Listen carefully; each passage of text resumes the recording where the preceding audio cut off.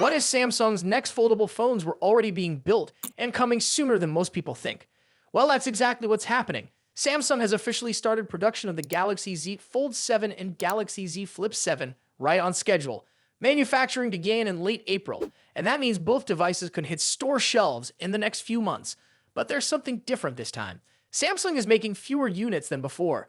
For the Galaxy Z Flip 7, Samsung plans to produce around 3 million units. The Galaxy Z Fold 7 will be even more limited, with only about 2 million units expected.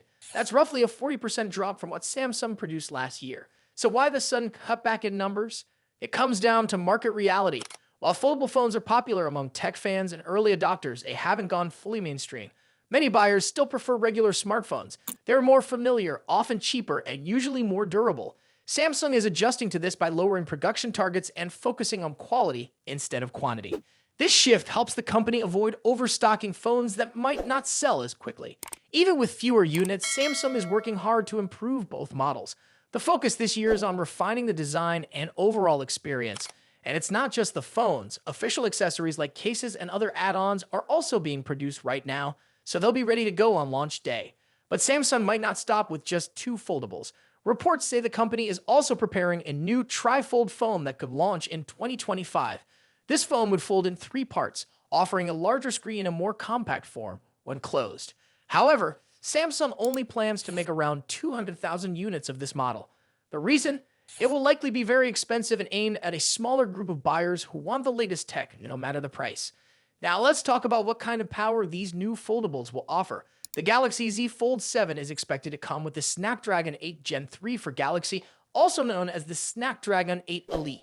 This chip is the same one used in Samsung's Galaxy S25 series that will offer top-level performance.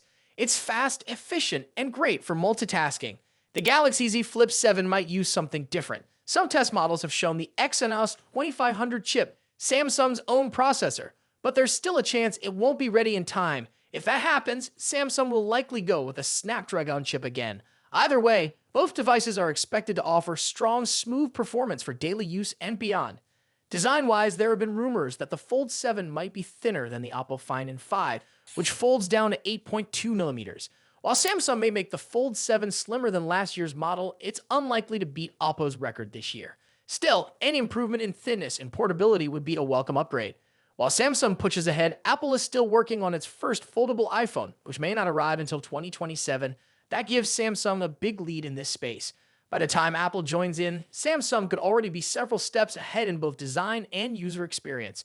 Meanwhile, Apple is reportedly facing challenges with the iPhone 17, especially trying to give all models 12 GBs of RAM. In contrast, Samsung appears to be moving smoothly toward its next release. Which one are you most interested in, the Fold 7, Flip 7, or the Trifold? Let us know in the comments below, and if you like this update, don't forget to hit the like button and subscribe to our channel for more simple and clear tech news.